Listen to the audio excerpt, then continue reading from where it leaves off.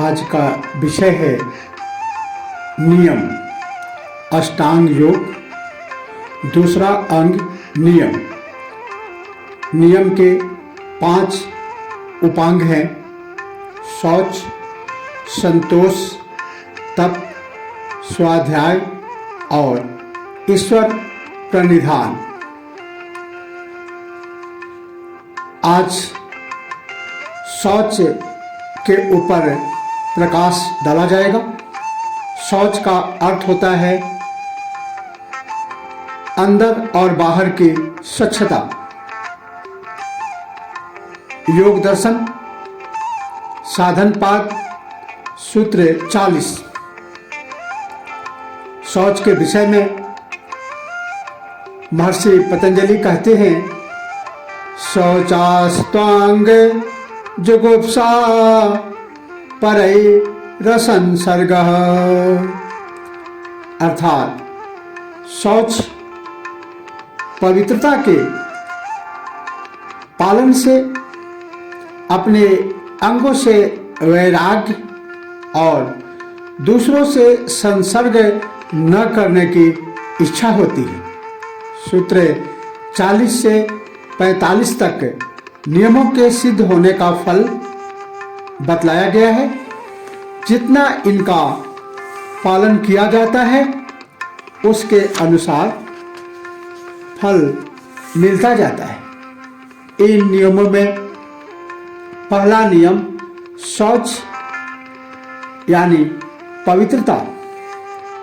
सूत्र 32 में बताया गया है कि शरीर, मकान, वस्त्र, भोजन, न्यायपूर्वक धन प्राप्त करना, पवित्र व्यवहार करना, विचारों की पवित्रता, मैत्री भाव बढ़ाना, राग, द्वेष, ईर्ष्या, घृणा, क्रोध आदि मलों का नाश करना, यह भीतर की पवित्रता है। इसके निरंतर पालन करते रहने से साधक को अपने अंगों से ही वैराग्य होने लगती है। इनसे आसक्ति छूट जाती है तथा दूसरों के संग में भी आसक्ति नहीं होती। इसके परिणाम स्वरूप उसकी योग में गति बढ़ जाती है। साधक के लिए सभी प्रकार के सांसारिक विषयों से आसक्ति का हट जाना शुभ लक्षण है।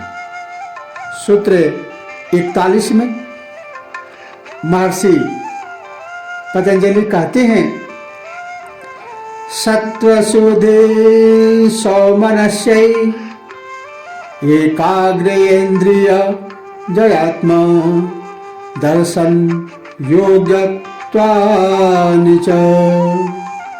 सत्व शुद्धि सौमनस्य एकाग्रेन्द्रिय इंद्रिय जयात्म दर्शन योग्यत्वानि च।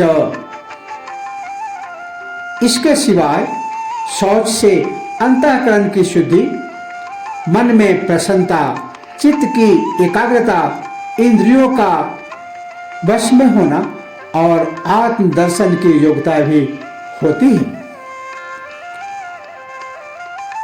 इसके सिवाय भी पवित्रता के नियम के पालन से अंतःकरण की शुद्धि होती है, जिससे वह निर्मल और स्वच्छ हो जाता है।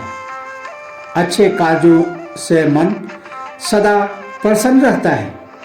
ध्यान के समय चित्त की एकाग्रता शीघ्र होती है तथा इंद्रियों को अपने वश में रखने की क्षमता आ जाती है, योग्यता आ जाती है। इसके पालन से साधक में आत्म साक्षात्कार की भी योग्यता आती है, क्योंकि इस विधायक की साधना से दोष अपने आप दूर होते जाते हैं। यह आंतरिक शुद्धि अंतःकरण की शौच है। यह अंतःकरण की शौच से होती है। आज इतना ही। इसी के साथ ओम नमः शिवाय। जय श्री कृष्ण।